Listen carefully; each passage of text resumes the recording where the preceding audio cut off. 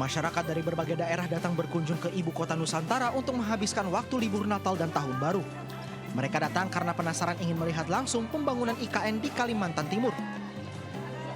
Salah satu pengunjung lansia mengaku bangga Kaltim mempunyai ibu kota Nusantara. Walaupun harus menggunakan tongkat untuk menyusuri IKN, namun ia sangat bahagia bisa langsung melihat istana presiden dari jarak dekat. Bangga nggak sih Bu punya IKN di Kalimantan Timur? Kalimantan Timur punya ibu kota nanti. Ibu berangkat ke sini sama siapa? Itu cucunya situ. Oke, siap. Sementara warga asal Bandung, Jawa Barat sengaja datang langsung melihat perkembangan pembangunan IKN. Ia berharap IKN nantinya benar-benar dimanfaatkan agar ekonomi masyarakat sekitar ikut terdongkrak. Kita lihat nanti ke depannya benar-benar dimanfaatkan atau enggak gitu. Kami berharap ya memang benar-benar dimanfaatkan supaya bisa ada efek domino untuk ekonomi masyarakat setempat. Pihak otorita IKN menyatakan jumlah wisatawan ke IKN meningkat. Tercatat sebanyak 10.050 kendaraan dengan total 36.000 pengunjung. Kunjungan warga ke IKN ini akan terus dibuka hingga masa liburan berakhir, dengan tujuan agar masyarakat tidak termakan berita hoax terkait pembangunan IKN yang mangkrak. Dari Penajam Pasar Utara, Kalimantan Timur, Mukmin Aziz, iNews melaporkan.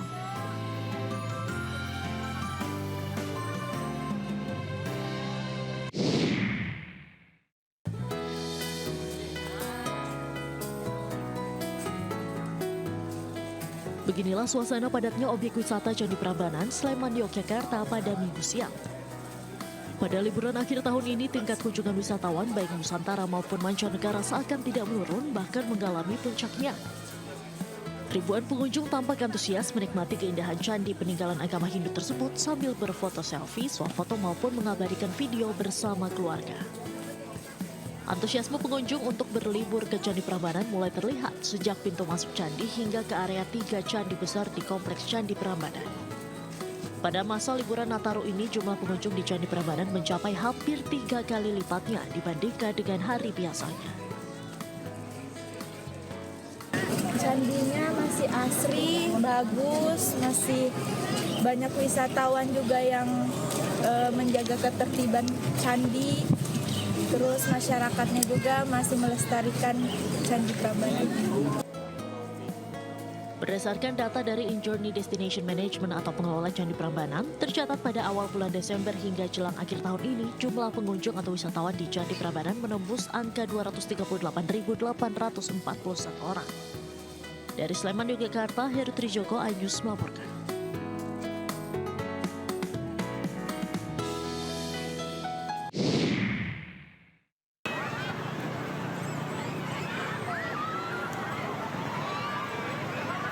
Puluhan ribu wisatawan memadati kawasan Pantai Pangandaran, Jawa Barat selama libur panjang Natal dan Tahun Baru. Antrean kendaraan terjadi mulai dari gerbang masuk kawasan Pantai Pangandaran. Mobil pribadi dan bus pariwisata datang dari berbagai daerah seperti Jabodetabek, Bandung, Garut, hingga Jawa Timur.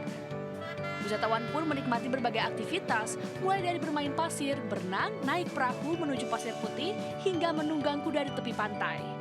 Sama keluarga. Apa aja nih, aktivitas apa aja yang dilakukan di pantai? Kita tadi pagi ke Pantai Timur lihat matahari, tapi sayangnya hari ini lagi mendung, cuman nggak jadi masalah. Kita langsung ke Pantai Barat, main pasir, main kuda, main perahu. Kepala Badan Pendapatan Daerah Kabupaten Pangandaran menyebut jumlah kunjungan wisatawan meningkat signifikan selama libur panjang. Angkanya sekitar 46.000 orang yang datang ke Pangandaran sampai Sabtu. Hari ini dilaporkannya besok. Itu tersebar di 6 destinasi berarti? Ya, semua 6 destinasi. Untuk menjaga keamanan, petugas gabungan dari Satpol Airut, Balai Wisata, dan Satpol PP terus disiagakan di sepanjang pantai. Petugas mengimbau wisatawan agar tetap waspada dan mematuhi aturan demi keselamatan bersama. Dari Pangandaran, Jawa Barat, Irfan Ramdiansyah, iNews melaporkan.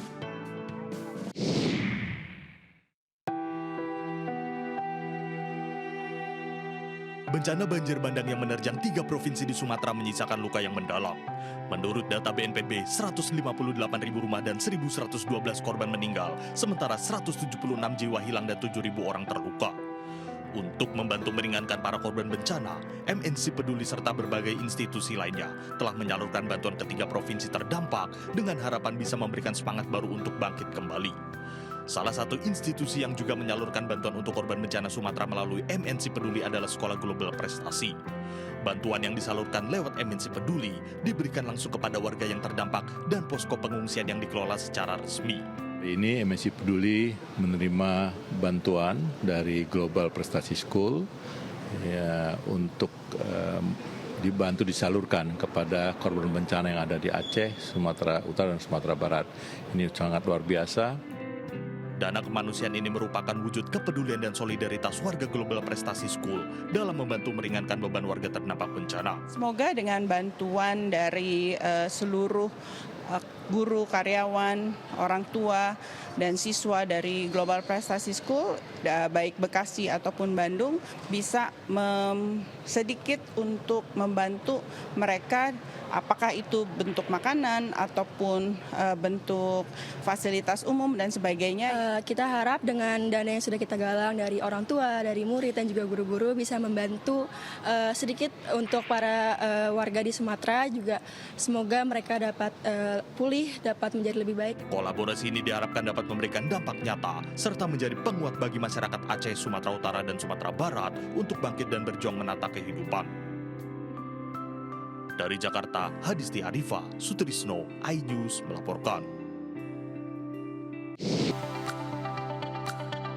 Anak usaha PT MNC Energy Investment Tbk, yakni PT Arta Koprima Energy, sukses melakukan kontrak kerjasama dengan anak usaha PT United Tractors Tbk, PT Kalimantan Prima Persada. Kerjasama ini merupakan komitmen PT MNC Energy Investment Tbk dalam memperkuat operasional, meningkatkan efektivitas dan efisiensi, serta memaksimalkan skala produksi batu bara melalui izin usaha produksi PT Arta Koprima Energy yang telah memasuki fase produksi komersial. Perjanjian kontrak kerjasama senilai 5 triliun rupiah ini dilakukan di iNews Tower Jakarta dan akan berlangsung selama 5 tahun ke depan, meliputi penyediaan jasa pertambangan batu bara, termasuk kegiatan pengupasan lapisan penutup. Perjanjian ini merupakan perjanjian kontrak penambangan, di mana volume per tahun untuk tahun ini sekitar tahun 2026 itu sekitar 3 juta, dan ke depan akan meningkat sampai ke 7 juta ton per tahun. Kontraknya ini sampai 5 tahun. Kita bersyukur kita bisa kerjasama dengan KPP, dan dari sini IATA akan mempunyai keyakinan yang lebih tinggi dari seluruh target-target produksinya. Karena yang backup adalah kontraktor yang punya kompetensi yang cukup tinggi. Artaco ini salah satu tambang yang mempunyai sensitivitas kos yang bagus, sehingga tahan terhadap tekanan harga batu bara dan tekanan harga batu bara di dunia yang fluktuatif lah gitu. Dan potensi risetnya besar sekali di situ, sehingga kita bisa kembangkan lebih besar lagi produksinya. Selama masa kontrak, target produksi batu bara ditetapkan mencapai 33,6 juta metrik ton di tahun pertama kerjasama, yakni tahun 2026. Target produksi dipatok sebesar 3 juta metrik ton, sementara total volume material yang akan dikelola sepanjang periode kontrak diperkirakan mencapai 140,9 juta bang kubik meter. Dari Jakarta, Ricky Anwardi, iNews melaporkan.